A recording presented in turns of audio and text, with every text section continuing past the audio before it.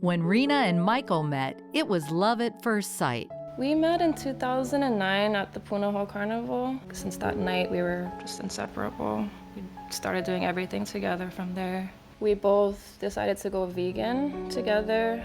We liked how we felt, so we stuck with it.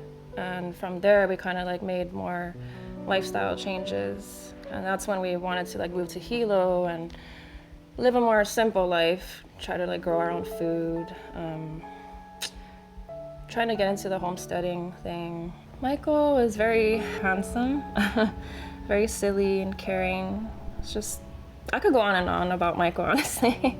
Well, me and Michael always felt like we were like twin flames. We always wanted to be together, like we chose to, do things together.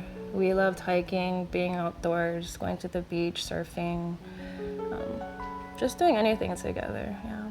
In June 2015, tragedy struck. I just remember that morning, he was driving me to work. He had the day off. We were going to Hilo Town from Lapahoehoe, and there was a pickup truck that was in front of our car. There was a tractor-trailer truck that was also coming up from the opposite direction.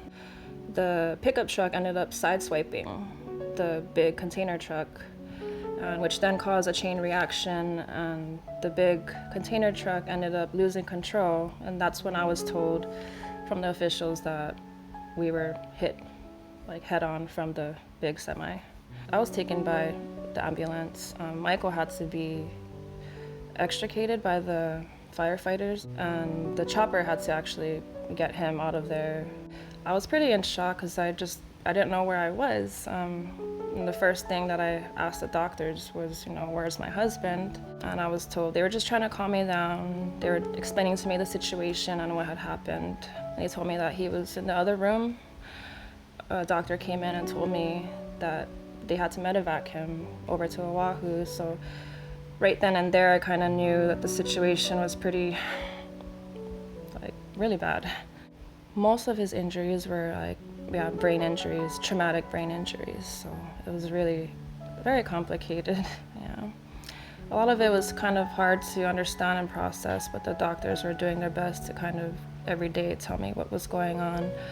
I was there day and night, sleeping over there, and kind of, I was hoping that he was gonna progress, but it was kind of going the opposite direction, and that's, when I had to make that hard decision. Sadly and tragically, Michael was taken off of life support. About a week in, when I was in the hospital, my dad mentioned to me about Levitt Yamane and Sonar because, the medical bills were just piling up, and I knew that it's something that I couldn't take care of in my whole lifetime. So he told me to give them a call to see if they could help. When you're in your 20s and you lose the love of your life that you've only been married to for a few years, what you're losing is your dream of building a life. Levitt Yamane and Sonar and their staff, I felt they're very professional, of course, but at the same time, they always treated me like family. They genuinely care about me, I feel, and like family, like they look out for your best interest. Levitt Yamane and Soldner can help with compensation, but a tragic loss still leaves a void. Very different for me going through life without him, especially in the beginning, because I was so used to having him there. Like I said, especially since we did everything together, and then to have that and then go to doing everything by myself, it was very hard. I felt very lonely, but my family and my friends were always there for me to give me support and the comfort I needed. Anytime I spoke to Rina, all she could focus on was the positive future that she had ahead of her and the things that Michael would want for her. And to me, that type of resilience is amazing and really inspiring.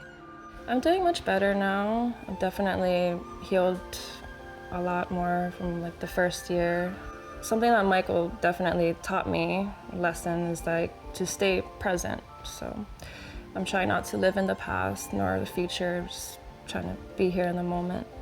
Yeah, that's definitely helped me a lot. If you need help, call Levitt Yamane and Soldner. Michael was very passionate about life. He made every day count, I feel. I'm trying to be that strong girl for him every day.